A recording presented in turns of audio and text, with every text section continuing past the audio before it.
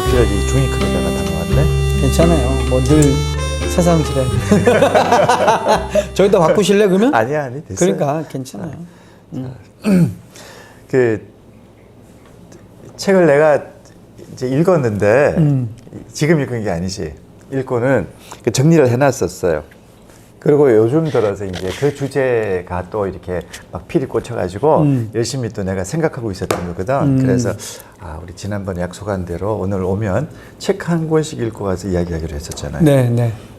그래서 그 이야기를 해야겠다. 근데 그 책을 내가 못 찾아가지고 책을 못 갖고 왔어요. 다음에 기회가 되면 책은 소개시켜드릴 텐데 그 책이 우리 뭐 종교나 뭐 우리 신앙하고는 사실 아무 상관이 없는 책이에요.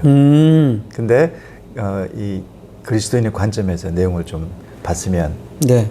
해서 살펴볼 면도 있고 더욱이 나는 이번 이 사순절 기간을 나를 돌아보는 기간 앞으로도 계속 이제 그러려고 이제 그런 측면에서 또 오늘 또 의미가 있네. 형님은 나를 돌아보는 의미로 그 책을. 네. 저는 제목이 타인의 해석이에요. 다른 사람을 우리가 어떻게 해석할 것이냐. 또 재미있는 또 대비가 될 것 같아요. 어쨌든 우리 둘 다 오늘 네. 전혀 이건 뭐 일반 책입니다. 일반 책이죠? 일반 사회 뭐랄까 사회학적이라고 그럴까요? 사람에 대해서 이 사람이 아주 되게 명쾌하게 꿰뚫고 통찰하는 게 있어가지고. 네. 내가 오늘 소개하고 들고 온 책이 네. 시뮬라시옹 장 보드레르라고 장 보드리아르라고 프랑스 사회 경제학자예요. 그러니까 이 사람 책은 철학책이고 경제학 책, 사회책 이런 것이. 그리고 이분은 또 그 자본주의를 신랄하게 비판하는 옛날식으로 이야기하면 막시즘이에요. 지금 우리의 자본주의 시대를 통렬하게 비판하죠. 비판하고 이걸 어쨌든 이 자본주의의 이 폐해, 잘못된 점을 지적하고 깨부셔야지 바른 사회가 올 거라고 생각하는 분이죠. 최근 2007년에 돌아가셨으니까 아직 생생한 인물이죠. 그분이 쓴 책 제목은? 예, 책 제목이 시뮬라시옹이에요. 시뮬레이션.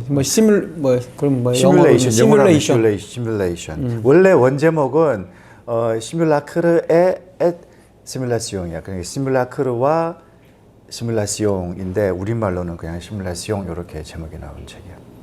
이 책을 읽기 전에는 먼저 소비의 사회라는 이분이 쓴 책도 같이 봐야지. 소비의 사회. 전체적으로 여러 권을 많이 썼기 때문에 봐야지. 그런데 뭐 워낙 설명들이 잘 돼 있어가지고 요지는 뭐냐 하면 요지는 뭐냐 하면 자 어쨌건 이 책은 우리 기독교적인 책도 아니고 네. 또 종교적인 책도 아니에요. 네. 근데 내가 이제 나를 돌아보는 관점에서 이 책을 다시 들여다보는 거죠. 그리고 우리도 그랬으면 좋겠다 이런 생각인데 실체는 사라지고 이미지만 남은 것이라고 주제를 좀 잡아보고 싶어. 우리가 이게 이제 이 사람이 비판하는 것 중에 하나인데 그리고 진단하는 우리의 사회 현상인데 그 사용 가치, 그러니까 그것이 우리가 뭔가를 소비할 때 그것이 얼마나 어떤 기능이 있는지 또 뭐 이런 사용 가치는 중요하지 않고 그것이 담고 있는 이미지를 산다는 것이. 내가 그 이미지를 내 것으로 소유했다라는. 그렇죠. 그 소유했다라는 그게 더 크구나. 그럼요. 그거의 효능이나 뭐 그거 실제 기능보다. 그게 우리 지금 사회가 풍요로워졌기 때문에 그런 현상이 생긴다고 보는 그렇죠. 거예요. 더 이상 우리가 신발이 없어서 신발을 사지는 않거든. 그렇죠. 예. 예. 집에 뭐 엄청 많죠, 그리고 또 집에 보면. 그러니까. 근데 신발을 살 때 어떤 신발을 고를 거냐를 물론 그 사용 가치를 따지기는 해. 기능면도 따지곤 하지만 이제 우리를 자극하고 매혹하는, 유혹하는 것은 그 사용 가치가 아니고 그 내가 살려고 하는 그 상품의 이미지인 거예요. 대체로 그 이미지는 비싼 가격으로 형성이 되지. 그리고 어떻게 보면 상품을 홍보하는 것도 기능이나 필요가 아니라 이미지로 홍보하잖아요. 그게 재밌는 특징들이 있더라고. 가격이 싸잖아. 네. 싸면 그 상품의 특징을 설명을 해요. 어떤 기능이 있고 어떻게 좋다 이걸 설명해요. 그런데 가격이 높아지잖아. 그걸 설명 안 해. 예를 들면 요새 나오는 그 프리미엄급 냉장고 이런 거 보면 아, 그렇죠. 기능 얘기 안 하지. 기능 이야기 안 해. 맞아. 우아한 여배우가 싹 지나가는 거야. 그걸로 끝. 이미지죠. 그야말로. 이미지, 예, 고급스러운 이미지. 그러니까 내가 부자처럼 살고 싶다고 하는 그 이미지를 그러니까 그 냉장고의 실체는 사라지고 그건 없어져 버린 거야. 없어지고 그 여배우가 담고 있는 이미지 그 이미지로 소비하는 시대를 이 사람이 이제 비판하는 거거든요. 근데 우리 기독교인들도 우리가 일단 우리 기독교인 하지 말고 일반화시키지 말고 내가 그런 세상에 살고 있다는 나의 현실을 내가 직시를 해야 돼. 그러니까 내가 그런 눈으로 세상을 볼 거라는 사실을 내가 바로 알아야 되는 거지. 사람을 대하거나 심지어 하나님과 내가 대화할 때도 하나님을 찾고 내 신앙을 찾을 때도 내가 그런 세상에 빠져 있다라는 사실을 내가 직시하지 않으면 왜곡된 이미지로 하나님을 찾을 수가 있지 않겠나. 또 내가 그러고 있지 않은가 이런 생각들을 하게 된 거죠. 그리고 어떻게 보면 신앙적인 차원에서 그 이제 형님께서 말씀하신 오 박사님 말씀하신 걸 좀 적용해 본다면 사실은 이제 뭐랄까요? 신앙적인 나의 그 필요랄까 아니면 내가 하나님이 나에게 주신 어떤 그 목적, 소명 그거보다는 하나님이 나와 함께 있다라고 하는 어떤 그 이미지랄까요? 아니면 그 어떤 힘 그를 보여주는 거가 더 관심이 있는 것 같아요. 그러니까 교회에서 뭔가를 자꾸 브랜드화 시키고 우리 신앙을 말이죠. 교회에서 하는 여러 가지 행사들을 프로그램처럼 만들어서 브랜드로 소비하려고 하는 경향이 있다고. 또 그게 우리가 뭐 악의를 품고 일부러 왜곡시키려고 해서 그런 게 아니고 우리가 이 세상을 닮아가는 거라. 이 세상의 이런 행태들을 우리가 알게 모르게 그냥 뚜렷하게 구분하지 못하고 구별하지 못하고 그냥 빠져들어 있는 게 있다는 거죠. 그게 이제 또 어떻게 보면 요즘은 예전에는 이제 스타라고 그래. 전에도 우리가 한번 그 얘기 했었는데 연예인이랄까 뭐 아이돌 이야기했었죠. 그거 되게 그 막 좋아하고 흠모하고 따라갔었는데 요즘 이제 이게 개인화되고 뭐 모두가 다 이제 미디어에 이제 다 자기가 스스로 만들어낼 수 있는 시대가 되면서 내가 아이돌이 되는 거야 요즘은. 그렇죠.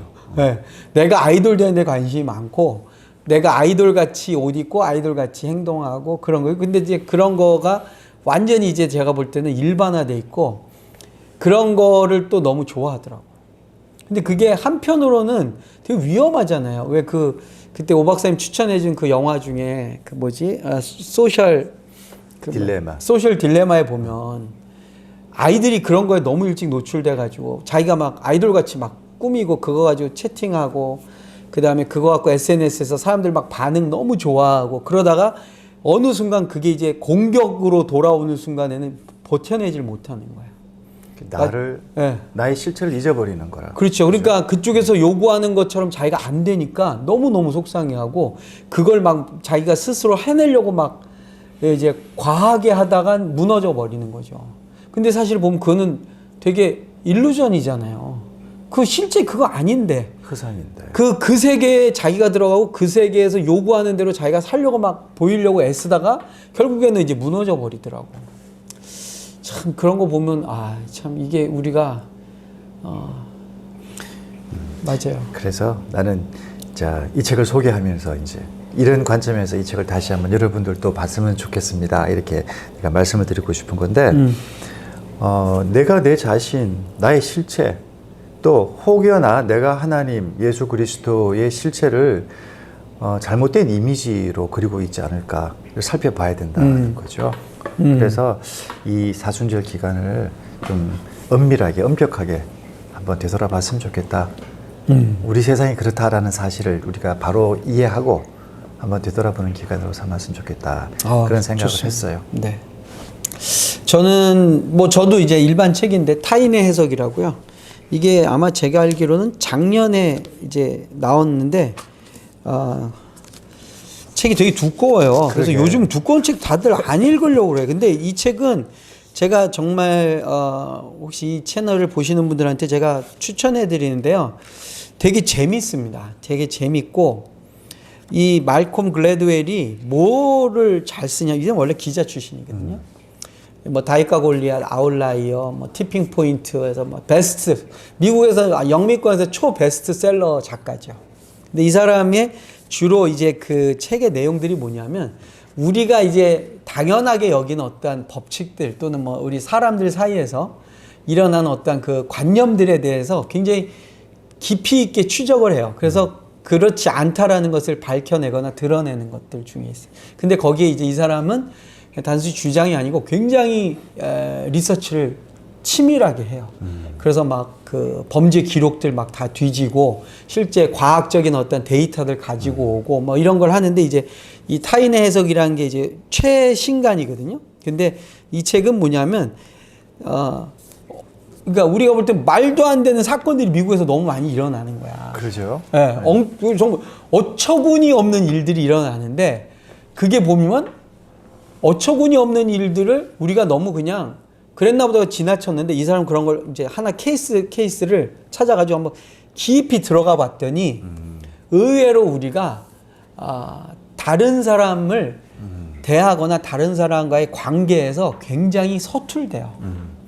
그래서 이제 한 크게 3가지 정도가 나와요. 첫 번째는 뭐냐면 우리가 여기 이제 뭐 어떻게 보면 그게 좀 논란도 되는데 우리는 그 사람이 말하거나 행동하는 것을 그냥 믿고 본대. 진실 모듈이라고 그래가지고 그럼 맞다라고 보고서는 본다는 거예요. 그러니까 그 말도 안 되는 그 사건들이 그런 서툼 때문에 일어난다는 거예요. 네. 근데 그게 그래서 그 사람의 말이 그리고 이제 또 하나 뭐냐 우리는 너무 그 사람을 딱 봤을 때의 그 이미지 있잖아요. 또는 그 사람 우리가 전제하고 있는 거 이렇게 쫙 맞추잖아요. 편견을 가지고 네, 본다는 그거에 의해서 말도 안 되는 앞으로의 일들이 막 전개가 되는 거야.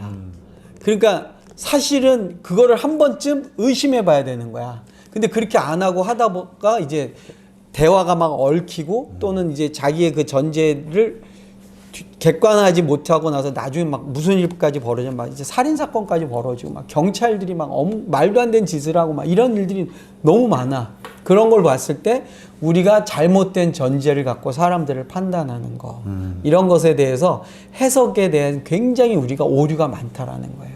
그 다음에 또 하나 뭘 얘기를 하냐면 그 사람의 말만을 우리가 듣지 말고 그 맥락을 봐야 된다는 거야. 그 사람이 그 말을 할 때는 어떠한 맥락이 있다라는 것을 볼 줄 알아야 되는데 그래서 이제 결국엔 뭐냐면 우리가 다른 사람과 대화를 할 때는 좀 그러니까 조심하라 이거 한마디 그러니까 쉽게 말하면 조심하라는 건데 그 조심하라는 거에는 뭐가 있냐면 우선 내가 가지고 있는 기준이 이걸 너무 절대적으로 절대화하지 말라. 그 다음에 그 사람이 말하는 것에 대해서 맥락이나 배경들을 좀 헤아려 볼 수 있는 좀 그러한 여유와 조금 더 객관화할 수 있는 자세가 필요하다. 왜냐하면 그렇지 않았을 때 너무 심각한 문제로 막 번지는 게 역사적으로 많아요. 뭐 예를 들면 뭐 여기 이제 뭐 FBI의 이중 간첩 이야기, 그 다음에 또 그 스페인이 잉카 제국 그 침범했을 때 이야기 뭐 이런 거 보면 이제 맥락이 다른데 막 이게 상상할 수 없을 정도 에스컬레이트 돼가지고 나중에 전쟁이 돼가지고 몰살시켜 버리는 거야. 나중에 알고 보면 어처구니 없는 번역의 실수, 통역의 실수였어. 또는 딱 내가 판단한 나의 문화 속에서 저 사람들의 행위에 대해서 오해한 거 이런 것들이 이제 막 쌓이면서 말도 안 되는 오해와 오해가 전쟁까지 일으키거나 참혹한 실수를 갖다는 거죠. 그게 우리 인간 사회에서 너무 많대요. 그러게요. 네. 실제로 우리 주변의 일상에서도 얼마나 많아요. 그래서 네. 사소한 오해가 맞아요. 그냥 사람 관계를 다 끊어버려요. 네. 근데 이제 그런 부분에서 우리가 사실은 소통이라는 것에 대해서 한 번 더 생각해보는. 그래서 늘 우리가 이제 쉽게 사람을 판단하게 되잖아요. 판단하고 그냥 그렇게 딱 이렇게 좌표를 찍어버리는 거지. 저 사람은 이거. 근데 그거보다는 조금 더 대화해보고 조금 더 이야기를 하면서 내 생각에 수정을 가할 수 있다라는 얼마든지 내 생각이 틀릴 수 있다라는 게 필요하다는 그런 면에서 되게 재미있고 다양한 사례들을 중심으로 재밌겠다. 사례들을 모아놨으면 뭐 이 중에 하나가 뭐냐면 룸메이트 집에 살인 사건이 일어났어. 네. 근데 누가 봐도 그 룸메이트 한 여자가 살인했을 거라고 밖에는 생각할 수 없는 정황이 있었어요. 근데 나중에 결국에는 봤더니 그 여자가 살인자가 아니었어. 근데 이 여자가 왜 그렇게 살인자로밖에 몰릴 수 없었냐. 그 사람이 경찰서에 와서 한 행동들 있잖아요. 이런 것들이 너무나 볼 때는 자기 룸메이트가 죽었는데 전혀 감정적인 동일화가 안 일어나는 것처럼 보인 거야. 막 자기 애인하고 만나서 막 또 부비부비하고. 그랬는데 근데 그러니까 이제 얘 보니까 이거 살인했 것 같다고 밖에는 안 본 거야, 경찰들이. 그래가지고 결국에는 그랬는데 나중에 봤더니 살인자가 아니었던 거야. 걔는 자기의 세계 속에서 그렇게 행동하는 이유들이 있었어. 근데 우리가 거기까지 생각을 못 한 거지. 근데 이런 일들이 너무 많아요. 옛날에 내가 제목은 기억을 못 하겠다. 그 메릴 스트립이 나오는 영화인데 실제 있었던 사건이래요. 실화인데 여행 갔다가 아들을 실종해서 죽은 거예요. 아이고. 재판이 벌어졌어. 근데 그 엄마가 살인자로 지목이 돼요. 근데 똑같은 이유야. 재판장에 나와 있는 그 엄마의 태도. 도저히 아들을 잃어버린 엄마의 태도가 아니다. 그런데 그 사람들의 태도는 이유가 있었던 거야. 정규적인 이유가 있었어. 그러니까. 그게 이제 참 그런 게 여기 보면 또 그것도 나와요. 저 판사가 가지고 있는 선입견이 있대요. 그래가지고 맞아, 참 무서운 거다, 그죠? 네, 그 선입견이 상당히 재판을 잘못 결정 내릴 때가 많다는 거예요. 그래서 그런 면에서 이제 AI가 막 요즘 막 들어오는 이유 중에 하나가 걔네는 선입관을 하는 그런 거죠, 선입관이 그러니까. 없다는 거죠.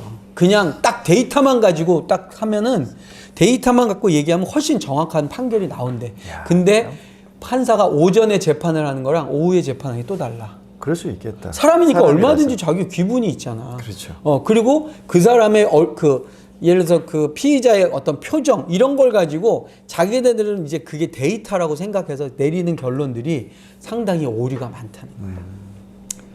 재밌습니다. 한번 읽어보시면. 그러게요. 예. 내가 이스라엘에 있을 때 교통사고 난 적이 있거든요. 근데 판사가 랍비야. 거기는 판사들은 다 랍비라.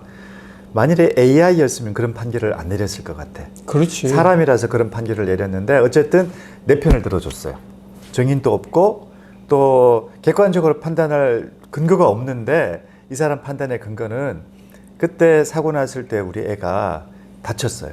심하게 다친 건 아니고 긁혀서 눈에 피가 좀 났었다고. 난 엄청 당황했지. 당황할 수밖에 없지 않아요. 근데 그 상대편 운전자가 와서 애 다친 거에는 관심이 없고 서로 누가 잘했냐 못했냐 따지기만 했다는 거지.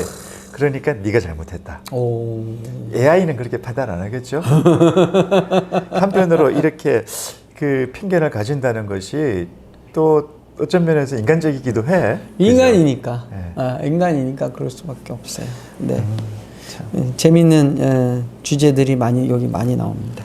자, 우리 사순절 기간에 이 두 책을 읽으면서 저는 왜 되돌아볼 수 있으면 좋겠다. 네, 저는 또 사순절과 굳이 제가 연결을 좀 시켜 본다면 저는 우리 이제 신앙 생활을 한다 또는 뭐 믿음 생활을 한다 할 때에 우리가 하나님과의 관계를 늘 생각하면서 동시에 우리가 또 사람과의 관계잖아요. 그렇죠. 예.